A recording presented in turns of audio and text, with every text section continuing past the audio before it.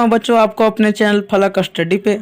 तो देखिए, अगर कल का वीडियो नहीं देखा है तो आप पहले वो वीडियो जाकर देख लीजिए, जिसका लिंक डिस्क्रिप्शन में है।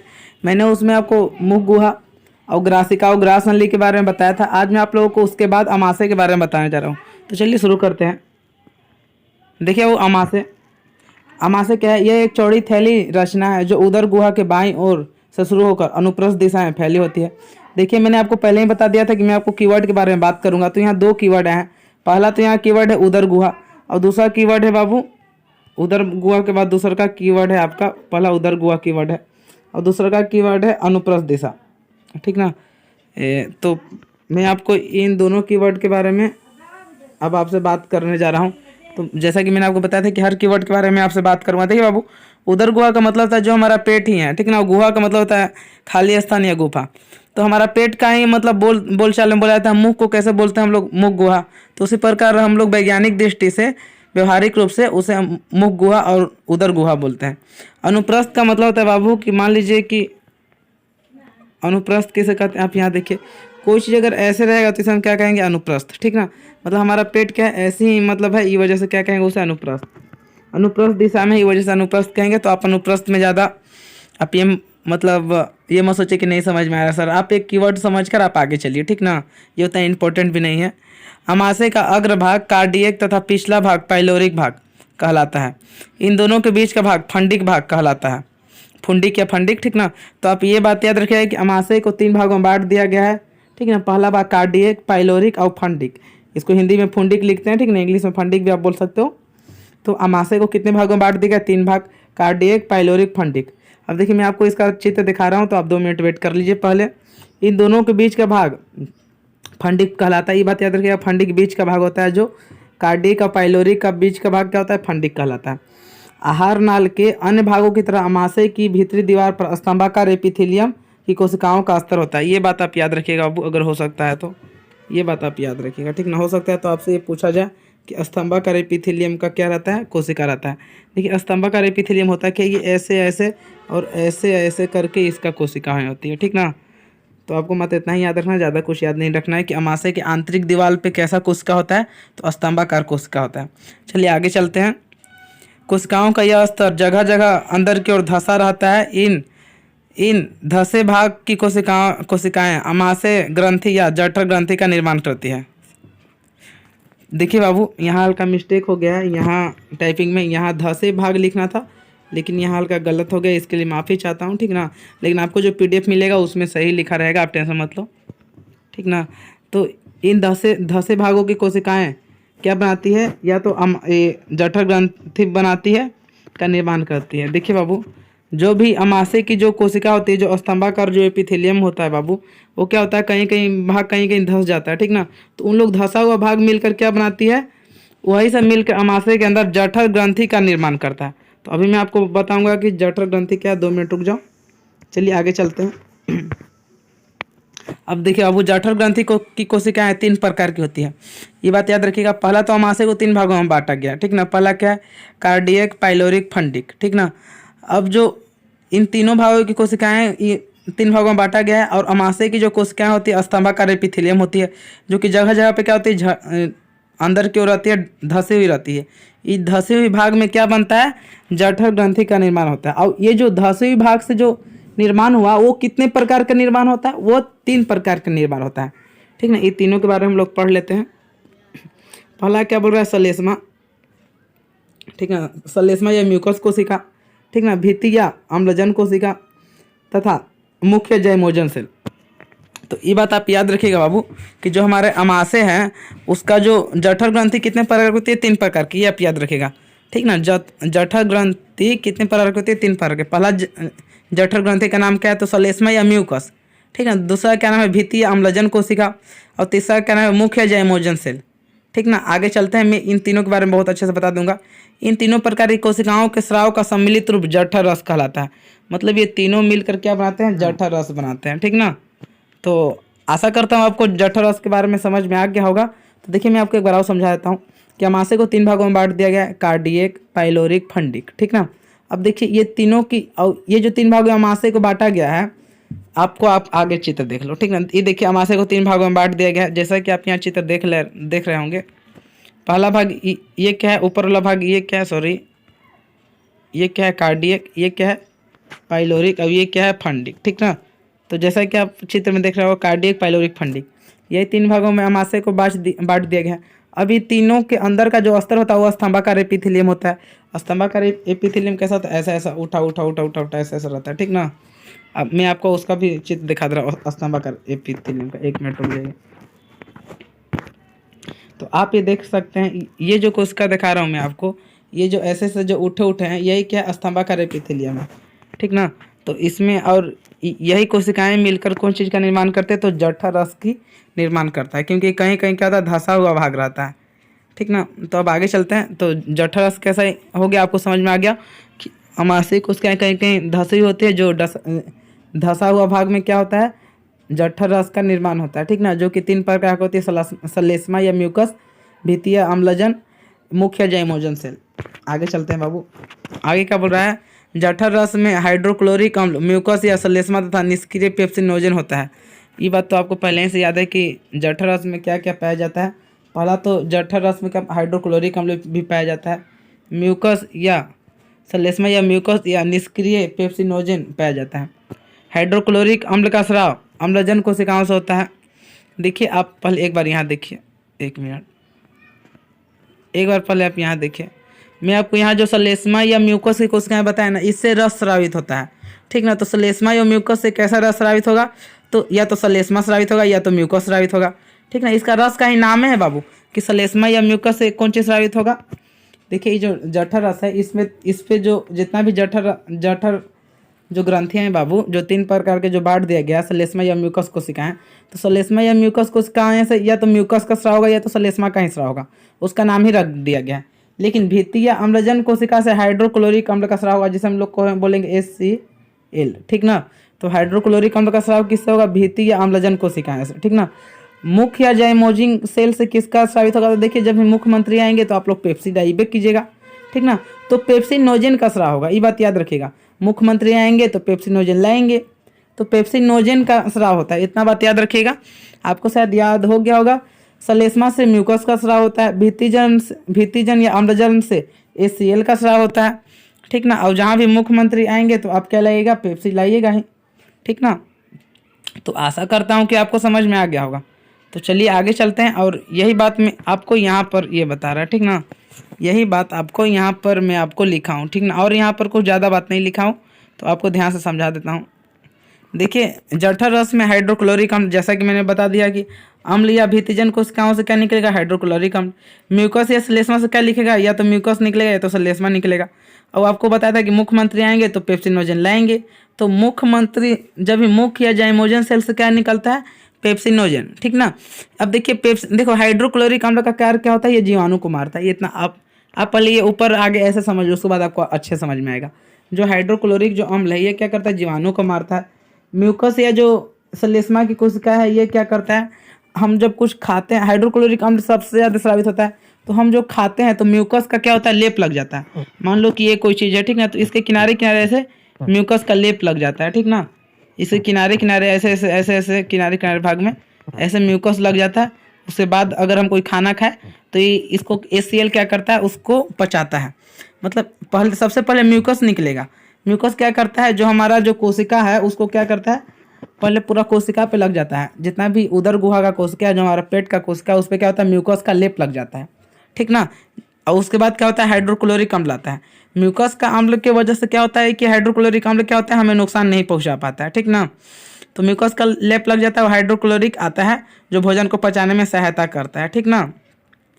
उसके बाद क्या बोल रहा है, उसके बाद बोल रहा है कि जो मुख्य और उसके बाद मुख्य जाइमोजिन सेल होता है, उससे क्या होता है, निष्क्रिय पेप्सिनोजन का स्राव होता है, ठीक ना। तो ये बात याद रखिएगा कि निष्क्रिय पेप्सिनोजन किससे स्राव होता है, तो मुख्य जाइमोजिन सेल से।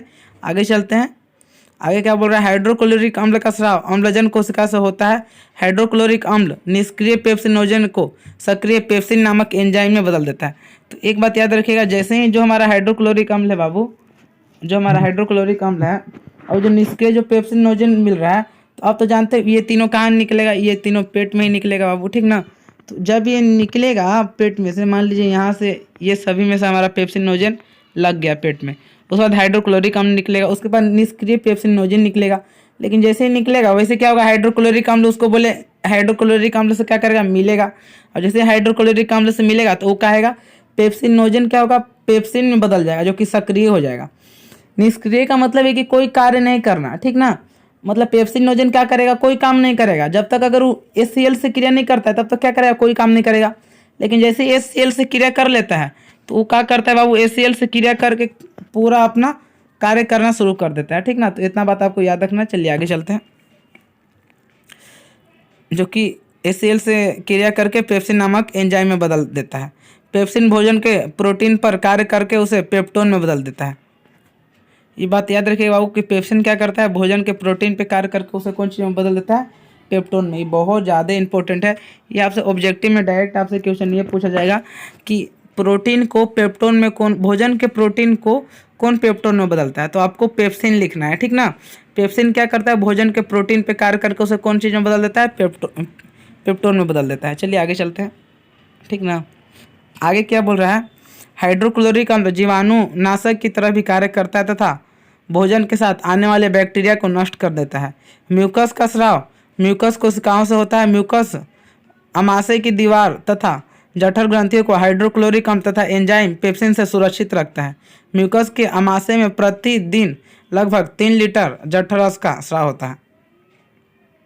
क्या बोल रहा, मनुष्य के अमाशय में प्रतिदिन, सॉरी वहाँ मैंने शायद गलती से म्यूकस बोल दिया, इसके लिए माफ़ी चाहता हूँ। तो जैसा कि आप समझ सकते हैं बाबू, देखिए यहाँ क्या बोला। यहाँ पर तो पहला बात ये बोला कि हाइड्रोक्लोरिक अम्ल, देखिए हमारे बोर्ड में कभी कभी क्या होता है ना कि उत्तर प्रदेश बोर्ड में या कोई भी बोर्ड रहे या हरियाणा बोर्ड रहे, उसमें ये क्वेश्चन मैंने बहुत बार या मॉडल पेपर में देखा था कि हाइड्रोक्लोरिक अम्ल का 3 कार्य लिखे। तो देखिए पहला कार्य क्या हुआ बाबू कि ये क्या करता है, जीवाणुओं को मारता है। दूसरा कार्य क्या करता है कि निष्क्रिय पेप्सिनोजेन को सक्रिय पेप्सिन नामक एंजाइम में बदल देता है। तीसरा क्या करता है, भोजन को पचाने में सहायता करता है। तो यही 3-4 आते हैं तो आप लिख सकते हैं।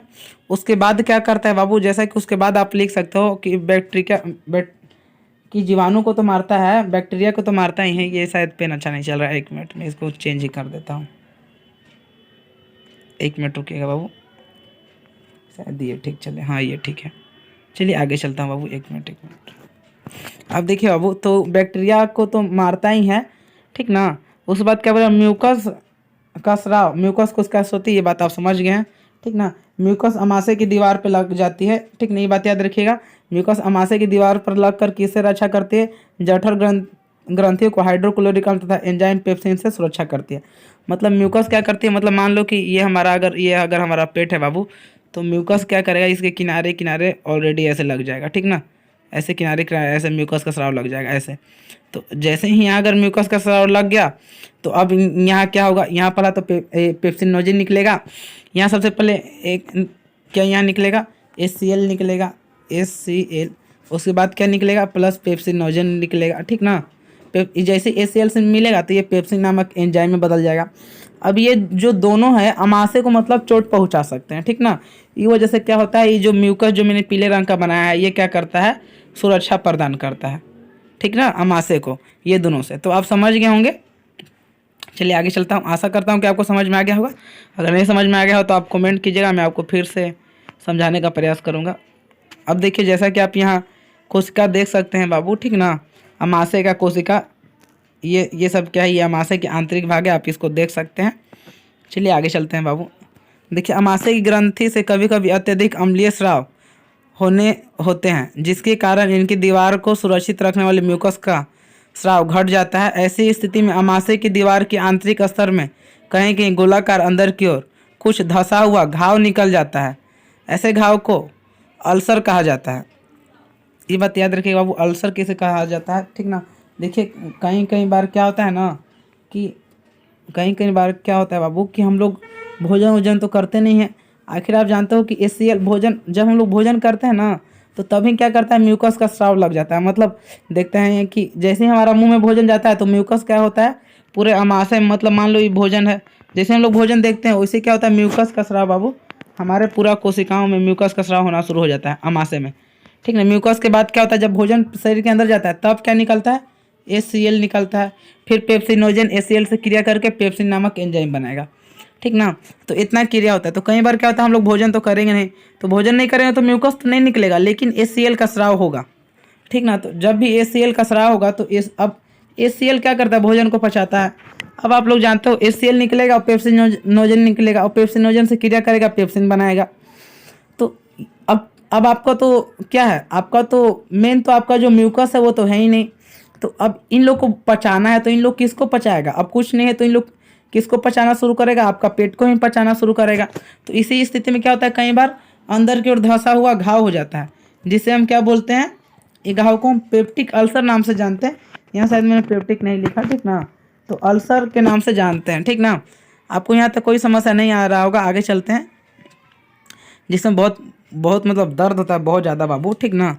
अमाशय की दीवार में होने वाली इस प्रकार का घाव पेप्टिक अल्सर, सॉरी बाबू यहाँ मेरे गलती से आंसर लिख दिया, ठीक ना, आंसर लिख दिया, तो यहाँ अल्सर है, ये ल है, इसके लिए माफ़ी चाहता हूँ। लेकिन आप टेंशन मत लीजिए, जब आपको PDF दिया जाएगा तो वहाँ सुधार कर दिया जाएगा, ठीक ना। तो चलिए आगे चलते हैं। तो देखिए बाबू, अब आगे चलते हैं। तो पेप्टिक अल्सर हो जाता है। वैसे व्यक्ति जो लंबे समय तक बिना भोजन के अर्थात भूखे रह जाते हैं, उन्हें पेप्टिक अल्सर होने की संभावना होती है। तो इसलिए बोला जाता है बाबू कि आप लोग ज़्यादा देर तक भूखे मत रहा कीजिए, इसके वजह से क्या होगा, पेप्टिक अल्सर हो जाएगा और पेट में बहुत गंदी तरह से दर्द होगा, फिर देखना कितना दर्द होगा, ठीक ना। तो आप समझ सकते हैं। और कई बार एक क्वेश्चन जब मैं पढ़ता था तो हमारे टीचर हमसे ये क्वेश्चन पूछते थे कि हमारा शरीर भी मांस का बना हुआ है और हम लोग भी क्या करते हैं, मांस खाते हैं, लेकिन हमारा मांस पच जाता है, लेकिन हमारा शरीर मांस का बना हुआ है, तो आखिर हमारा शरीर मतलब अमास है जो कि मांस का बना हुआ है, वो क्यों नहीं पचा। तो इसका मतलब आंसर यही है, क्योंकि हम लोग जब भोजन खाते हैं तो भोजन खाने से पहले क्या होता है, म्यूकस का स्राव लग जाता है, ठीक ना। ये वजह से क्या होता है, हमारा अमाशय नहीं पच पाता है, ठीक ना। तो इसका बस यही आंसर था। तो हमारे टीचर हम लोग से पूछा था, तो मैंने आपसे डिस्कशन किया। तो आगे चलते हैं। अमाशय में प्रोटीन के अतिरिक्त भोजन के वसा का भी पाचन प्रारंभ होता है। यहाँ वसा का आंशिक पाचन एंजाइम गैस्ट्रिक लाइपेज के द्वारा होता है। ये बात इंपॉर्टेंट है बहुत ज़्यादा, ये बात आप लोग एकदम याद रखिएगा, ठीक ना, कि अमाशय में जो होता है, ये क्या हो गया, अमाशय में जो होता है, अमाशय में, एक मिनट बाबू, अमाशय में बाबू कि वसा का पाचन कौन रूप में होता है, तो गैस्ट्रिक लाइपेज में होता है। ये 1 नंबर का क्वेश्चन पूछा गया था। आंशिक पाचन अमाशय के वसा के रूप में कैसा होता है, तो गैस्ट्रिक लाइपेज के रूप में होता है, ठीक ना। गैस्ट्रिक लाइपेज, ठीक ना, गैस्ट्रिक लाइपेज वसा अम्ल तथा ग्लिसरॉल में बदल देता है। देखिए आप लोग से यहाँ 2 कीवर्ड हैं कि वसा अम्ल क्या है, ग्लिसरॉल क्या है। देखिए बाबू, वसा अम्ल और ग्लिसरॉल के बारे में बता रहे हैं। वसा अम्ल तो आप जानते हो कि गैस्ट्रिक लाइपेज क्या करता है, वसा को वसा अम्ल और ग्लिसरॉल में बदलता है। तो ग्लिसरॉल कुछ है नहीं, ये एक प्रकार का चिपचिपा पदार्थ है, ठीक ना। इसको आप धरोगे ना, आप जब आगे क्लास में पढ़ोगे, 12 में पढ़ोगे, ग्रेजुएशन करोगे, तो आप लोग पाओगे कि ग्लिसरॉल कुछ है नहीं, ये एक चिपचिपा पदार्थ है, ठीक ना। ऐसे चिपचिपा लगे बस, और कुछ है नहीं। तो आप भी ऐसे ही मत जानो कि जो ग्लिसरॉल क्या है, एक चिपचिपा पदार्थ है। अमाशय में अब भोजन का स्वरूप गाढ़े लाई की तरह हो जाता है, जिसे हम काइम कहते हैं। ये देखिए, ये हमारे बोर्ड में पूछा गया था, ठीक ना। तो आप ये बात याद रखिएगा कि अमाशय में जब पूर्ण रूप से पाचन हो जाता है तो उसे हम क्या कहते हैं, तो उसे हम काइम कहते हैं, ठीक ना। अब अमाशय का आप जानते हो कि सबसे अंतिम भाग क्या होता है, पाइलोरिक होता है। फिर क्या होता है कि पाइलोरिक छिद्र के द्वारा छोटी आंत में पहुँच जाता है। तो देखिए, यहाँ तक आपको कोई डाउट नहीं आया हुआ होगा, हम आशा करता हूँ कि कोई डाउट नहीं हुआ होगा। वैसे मैं आपको एक बार ये पूरा वीडियो को रिवीजन करा देता हूँ। देखिए, सबसे पहले कि अमाशय को 3 भागों में बांट दिया गया है। जो हमारा अमाशय होता है उसको 3 भागों में बांट दिया गया है, ठीक ना। इंग्लिश में मैं आपको लिखा, पहला क्या है, कार्डियक, ठीक ना, दूसरा क्या है, पाइलोरिक, और तीसरा क्या है, फंडिक, ठीक ना। ये 3 भागों में बांट